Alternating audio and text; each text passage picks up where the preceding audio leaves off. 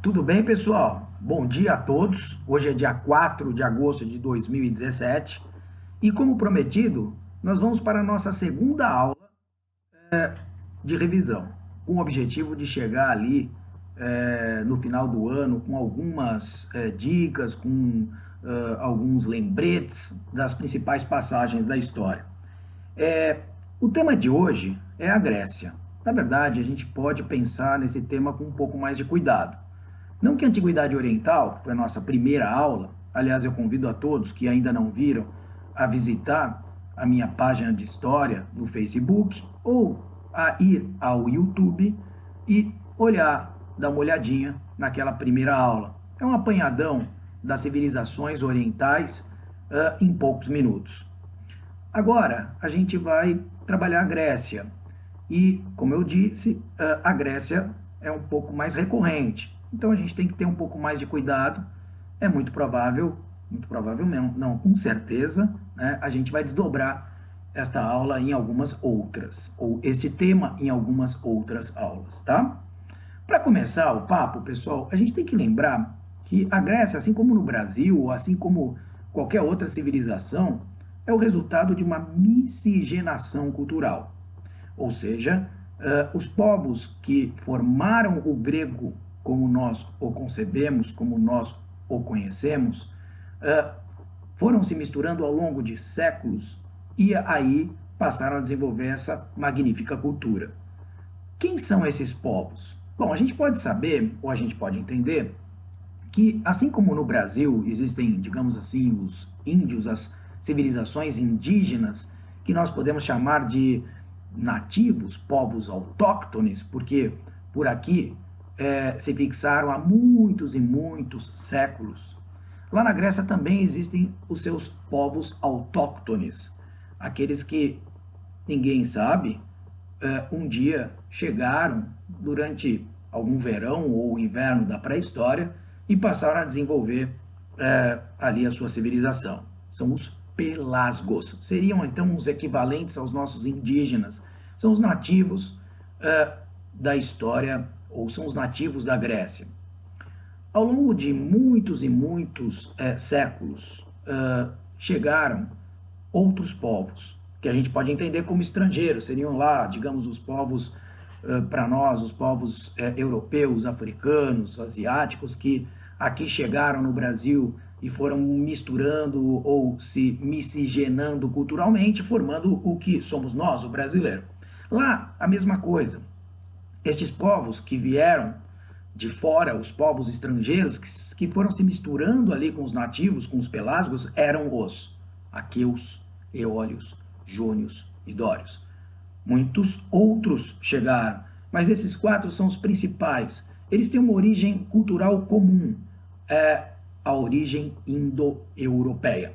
Então, esses quatro povos, aqueus, eólios, jônios e dórios, foram chegando lentamente e foram ocupando a Grécia e foram se misturando, se miscigenando, desenvolvendo, portanto, aí uma cultura nova. E também foram se misturando, se miscigenando com os próprios pelasgos, os nativos. Isso aconteceu, muito provavelmente, entre 2000 e 1200 a.C. Quer dizer, faz bastante tempo, né, pessoal? Ou seja, imagina lá o século 20 a.C., quando tudo isso começou a acontecer, esses povos lentamente começaram a chegar. A gente pode dizer que os primeiros deles, eólios, jônios, aqueus, já misturados aí, de repente, com alguns autóctones, desenvolveram uma magnífica civilização antes dos dórios chegarem.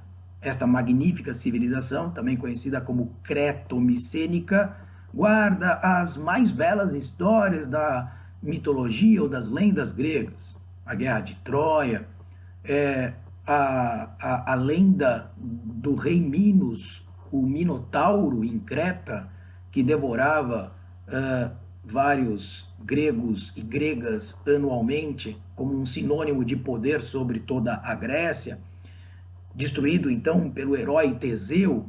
Enfim, nós temos aí, por conta desta civilização extremamente evoluída, desenvolvida culturalmente, com um forte e imponente comércio, diversas histórias que enriqueceram essa cultura. Mas, de qualquer maneira, os últimos destes povos, os dórios, eram muito mais guerreiros. Eram, na verdade, até dependentes da guerra para sua sobrevivência. Os dórios conheciam o ferro, e o ferro fazia toda a diferença nas batalhas. Quando eles chegavam, eles destruíam tudo, não havia praticamente resistência contra eles. Então, por volta do ano 1200 a.C., na verdade, por volta deste século 12 a.C., os dórios provocaram uma fuga generalizada, um arraso, as pessoas saindo, correndo, tal. Cuidado com os dórios e tal. Isso passou a ser conhecido como a primeira diáspora. Esse fenômeno da dispersão, da fuga generalizada, passa a ser a primeira diáspora grega, a ser conhecida como tal.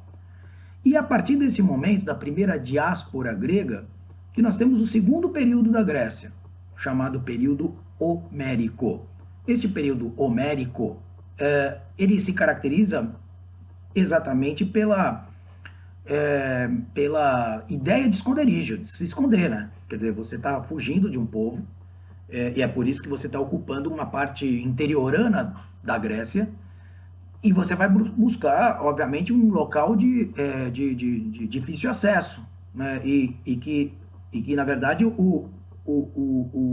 estrategicamente consiga te esconder. Na Grécia era muito possível você encontrar esses locais, porque a Grécia era, e é, né, uma área muito montanhosa. Então você tem diversas montanhas, entre as montanhas pequenos espaços, muitos inclusive férteis, tá certo? Uma possibilidade de uma pequena agricultura. Mas olha só que legal. Então, por conta dos dórios, que antes de se miscigenarem, atacaram, muitos fugiram. Entraram em pequenos espaços e se esconderam. Esses pequenos espaços têm nome, chamam-se genos. Genos. Ou seja, daquele primeiro período pré-homérico, em que as grandes civilizações aqueia, eólica e jônica se miscigenaram, formando a civilização cretomicênica, exuberante, comercialmente interessante, culturalmente fantástica, nós temos um segundo período em que toda essa cultura se desfez ou entrou em franca decadência, porque o que se privilegiou foi o fechamento e não a abertura, não o contato, não a troca cultural, mas sim o esconderijo. Entre montanhas, esses espaços, os espaços gentílicos, basicamente eram organizados em torno de famílias. A gente pode pensar nisso como um desenvolvimento familiar. São os genos ou civilizações gentílicas. Então, o período homérico é um momento de maior introspecção, de diminuição daquele ímpeto cultural que caracterizou o período pré-homérico. Basicamente, a agricultura era de subsistência, quando havia a possibilidade de se fazer a agricultura, quando não havia, as pessoas tinham que buscar outros espaços. Portanto, produção para o próprio grupo. E a distribuição das terras dentre esta área era, via de regra, igualitária. Quem distribuía e quem fazia, na verdade, o papel de chefe destas pequenas comunidades, não passavam aí de algumas centenas de pessoas, inicialmente, pelo menos, era o pater familia. Este pater era, portanto, o chefe da região. Ele tinha, portanto, poderes político e religioso sobre os demais componentes do grupo.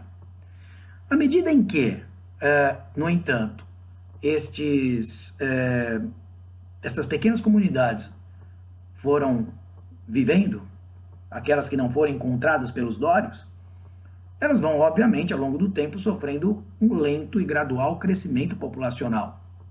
Neste momento, você começa a ter problemas de distribuição de terra, ou seja, não tem espaço para todo mundo. Então, o pater começa a distribuir as melhores terras para os seus mais próximos.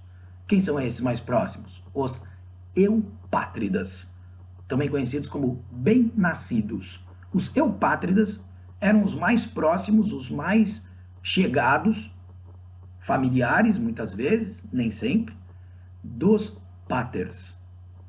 Isso significa dizer que você começa a ter uma diferenciação social. Os eupátridas começam a formar uma espécie de aristocracia. Aqueles que tinham as piores terras, não as terras melhores, chamavam-se georgóis.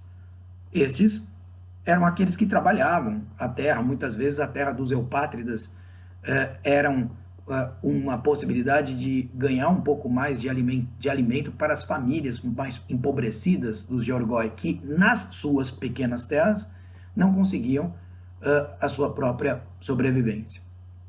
E existia ainda um grupo que eram os tetas. Os tetas, eram completamente marginalizados, não possuíam terras, eles eram os sem terra na época. O que esses caras vão fazer? Vão tentar buscar alguma outra atividade econômica ou até algum outro espaço para poder sobreviver. Estamos diante, então, da abertura dos genos. A abertura dos genos se dá exatamente pela saída generalizada dos tetas, ou seja, segunda diáspora grega. Começará aí uma nova etapa, um novo período conhecido como período arcaico da Grécia. A gente vai falar disso na próxima aula, mas agora eu quero resumir rapidamente o que eu falei. Vamos lá. Períodos pré-homérico e homérico. Período pré-homérico, 2000 a.C. a 1200 a.C. Período homérico, 1200 a.C. a 800 a.C. Período pré-homérico é caracterizado pela formação étnico-cultural da Grécia. Povos indo-europeus, aqueus, eólios, jônios e dórios, se misturavam com povos autóctones, pelasgos, formando a cultura grega. Período homérico é caracterizado pela diminuição ou pela interiorização do território grego, com a formação de civilizações pequenas, chamadas civilizações gentílicas, fechadas, organizadas em torno de uma agricultura de subsistência. Com o crescimento populacional, elas se desestruturam, formando a segunda diáspora grega. A primeira foi a fuga dos dórios, a segunda, fruto do crescimento populacional. Próxima aula, nós vamos conversar sobre o período arcaico. Valeu? Tchau, pessoal!